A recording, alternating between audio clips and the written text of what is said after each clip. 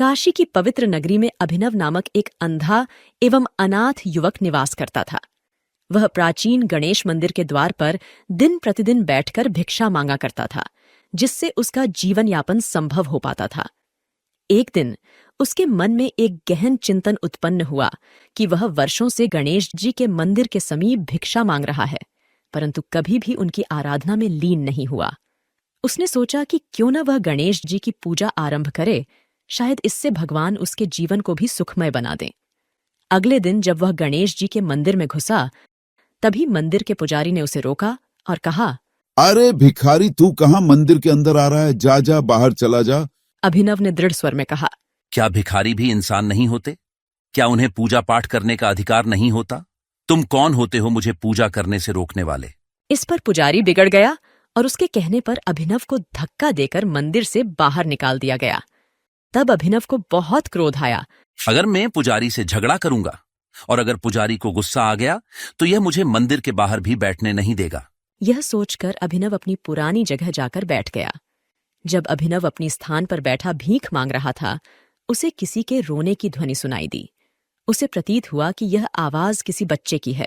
तुम कौन हो और क्यों रो रहे हो? मुझे भूख लगी है और मंदिर के पास की दुकान में बहुत ही स्वादिष्ट लड्डू रखे हैं, परंतु मेरे पास पैसे नहीं हैं। कोई बात नहीं, तुम मेरे पैसे लेकर लड्डू खरीद लो। यह कहते हुए उसने बच्चे को 10 रुपये दे दिए। कुछ समय पश्चात वह बच्चा लड्डू लेकर वापस आया। मैं 2 लड्डू लाया हूं, एक आप खा लीजिए। नहीं, तुम दोनों लड्डू खा लो। बताओ, तुम्हारा नाम क्या है? मेरा नाम विनायक है। मेरा घर यहाँ पास में ही है। मेरे माता पिता सुबह काम पर चले जाते हैं और मैं मंदिर में खेलने आ जाया करता हूँ। ऐसा कहकर वह बालक चला गया। उसके बाद से हर दिन वह बालक आया करता। अभिनव उसे 10 रुपये देता और वह लड्डू खाकर चला जाता। एक दिन बालक ने आश्चर्य से अभिनव से कहा, तुम रोज मुझे 10 रुपये देते हो, कभी मना नहीं करते। विनायक, मैं गणेश जी को लड्डू का भोग लगाना चाहता हूं, परंतु हम भिखारियों को मंदिर के अंदर नहीं जाने देते। जब तुम लड्डू खाते हो तो मुझे ऐसा लगता है जैसे गणेश जी खुद भोग लेने मेरे पास आ गए। तुम रोज आया करो, मैं तुम्हारा इंतजार करूंगा। 5 महीने इसी प्रकार बीत गए और गणेश चतुर्थी का दिन आया। मैं अब तुमसे मिलने और लड्डू खाने नहीं आ सकूंगा। मेरे माता पिता दूसरे गांव जा रहे हैं। मैं तुम्हारे बिना नहीं रह सकता। मैं देख तो नहीं सकता, लेकिन जब मैं तुम्हें 10 रुपये देता हूं तो मुझे बालक रूपी गणेश जी लड्डू खाते हुए दिखाई देते हैं। तुम मुझे छोड़कर मत जाना, नहीं तो मैं जीवित नहीं रह पाऊंगा। अच्छा, ठीक है, तुम मेरे साथ मेरे घर चलो। मैं मेरे माता पिता से बात कर लूंगा। अगर वे मान गए तो मैं रोज तुम्हारे लड्डू खाने आता रहूंगा। अभिनव विनायक के साथ चल दिया। काफी दूर चलने के बाद अभिनव ने चिंतित होकर पूछा, विनायक, लगता है हम बहुत दूर आ गए हैं। तुम्हारा घर कहाँ है? बस पहुंचने ही वाले हैं। कुछ दूर और चलने के बाद जब अभिनव ने फिर से पूछा, लेकिन उसे कोई उत्तर नहीं मिला, वह विनायक को पुकारने लगा, विनायक, विनायक, तुम कहाँ हो? लेकिन किसी का कोई जवाब नहीं आया। अभिनव घबरा गया और इसी बेचैनी में उसका पैर एक पत्थर से टकरा गया, जिससे वह गिर पड़ा और उसे अपने सिर में तेज दर्द महसूस हुआ। जब उसने उठकर अपनी आंखें खोलीं तो उसने देखा कि सामने गणपति जी खड़े हैं।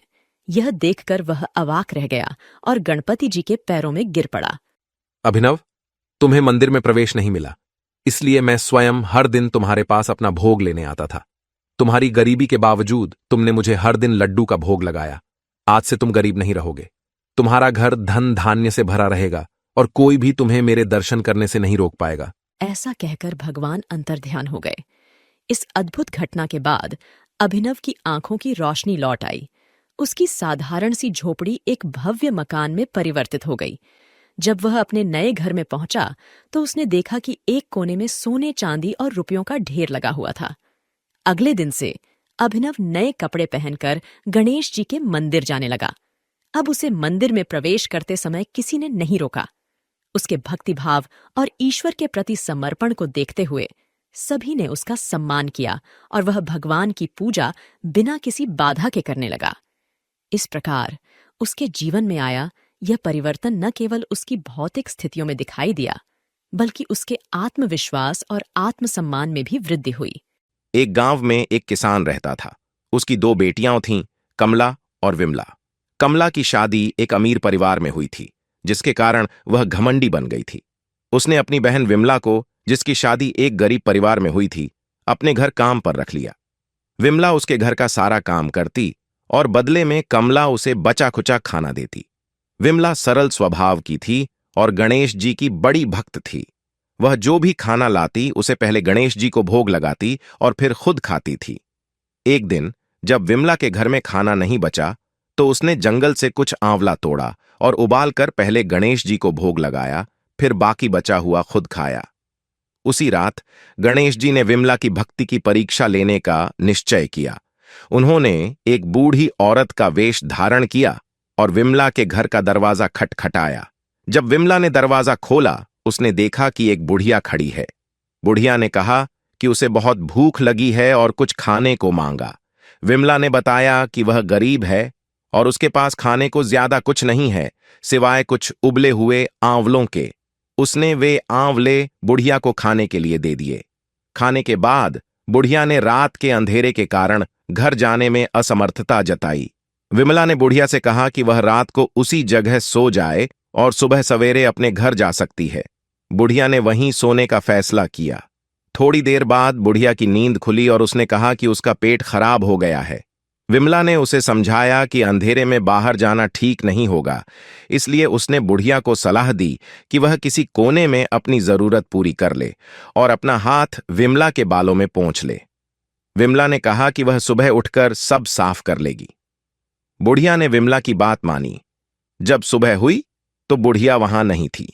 विमला ने सोचा कि शायद वह सब सपना था। ऐसा सोचकर वह नहाने के लिए तालाब की ओर चली गई। नहाते समय जब विमला ने अपने बालों को झाड़ा तो उसके बालों से सोना झरने लगा। यह देखकर आसपास के लोग हैरान हो गए। तब विमला को रात की घटना याद आई। वह दौड़कर घर वापस आई और देखा कि कमरे में चारों ओर सोने के सिक्के बिखरे पड़े हैं। वह खुशी से जय गणेश कहते हुए उन सिक्कों को देखने लगी, क्योंकि उसे यकीन था कि यह गणेश जी की कृपा है। उसने अपने बेटे को मौसी के घर से तराजू लाने के लिए भेजा। विमला का बेटा मौसी के घर गया और तराजू मांगने लगा। मौसी ने जिज्ञासावश पूछा कि वह तराजू का क्या करेगा। बच्चा भोलेपन से बता बैठा कि उसकी मां ने सोना तौलने के लिए तराजू मांगा है। निर्मला को यह सुनकर आश्चर्य हुआ। उसे विश्वास नहीं हुआ कि विमला के पास इतना सोना हो सकता है। जिज्ञासा और चालाकी से उसने तराजू के एक पल्ले के नीचे गोंद लगा दिया ताकि वजन किए जाने वाले सोने में से कुछ उसके पल्ले में चिपक जाए और वह जान पाए कि विमला के पास वास्तव में सोना है या नहीं। बच्चा तराजू लेकर घर लौटा और विमला ने उसका इस्तेमाल करके सोने को वजन किया। जब विमला का बेटा तराजू वापस मौसी के पास लेकर गया तो कमला ने तराजू को उल्टा करके देखा। उसने पाया कि तराजू के पल्ले के नीचे एक सोने का सिक्का चिपका हुआ था। इससे वह हैरान रह गई और समझ गई कि विमला अब धनी हो गई है और इसी कारण वह उसके घर काम पर नहीं आ रही है। वह तुरंत विमला के घर पहुंची और उससे पूछा कि उसके पास इतना सोना कहां से आया। विमला ने अपनी सादगी में सारी बातें बता दीं। यह सुनकर निर्मला के मन में लालच जाग उठा। उसने जंगल से आंवले मंगवाए और उन्हें उबालकर गणेश जी को भोग लगाना शुरू किया, ये सोचकर कि गणेश जी उसके घर भी जरूर आएंगे। लेकिन गणेश जी ने उसकी सच्चाई जान ली और उसे सिखाने के लिए फिर से बुढ़िया का रूप धारण करके उसके घर पहुंचे। निर्मला ने उन्हें अंदर बुलाकर उबला हुआ आंवला खिलाया, जिसके बाद बुढ़िया का पेट खराब हो गया और उसने निर्मला के पूरे घर को गंदा कर दिया। जब निर्मला सुबह उठी तो उसने देखा कि उसका पूरा घर गंदगी से भरा हुआ है और उसके बालों में भी गंदगी लगी है। वह गंदगी साफ करने लगी, लेकिन गंदगी और बढ़ती ही जा रही थी। परेशान होकर वह विमला के घर गई और उसे सारी बातें बताईं। विमला ने कहा कि निर्मला ने गणेश जी की भक्ति में लालच दिखाया था, इसलिए उसकी ऐसी दशा हुई। निर्मला ने अपनी गलती मानी और गणेश जी से माफी मांगी। गणेश जी ने उसे माफ कर दिया और अपनी माया समेट ली। विमला ने कहा, हे गणपति, जैसे आपने मुझ पर कृपा की वैसे ही सभी पर कृपा बनाए रखें। एक गांव में एक सेठ और उनकी पत्नी रहते थे। वे बहुत धार्मिक प्रवृत्ति के थे और गणेश भगवान के अनन्य भक्त थे। हर बुधवार को वे गणेश जी का व्रत रखते थे और शाम को 11 ब्राह्मणों को भोजन कराने के बाद ही अपना व्रत खोलते थे। उनका परिवार काफी बड़ा था और सभी बड़े प्रेम और भाईचारे से रहते थे। लेकिन सेठ और उनकी पत्नी के कोई संतान नहीं थी। इस बात पर परिवार और गांव के लोग अक्सर चर्चा करते थे। कुछ लोग कहते कि सेठानी बांझ है। ये सब सुनकर वे दोनों बहुत दुखी होते थे। एक बुधवार सेठ और उनकी पत्नी गणेश जी की पूजा करके मंदिर से बाहर आ रहे थे। तभी उन्हें मंदिर की सीढ़ियों पर एक छोटा बच्चा अकेला बैठा हुआ मिला।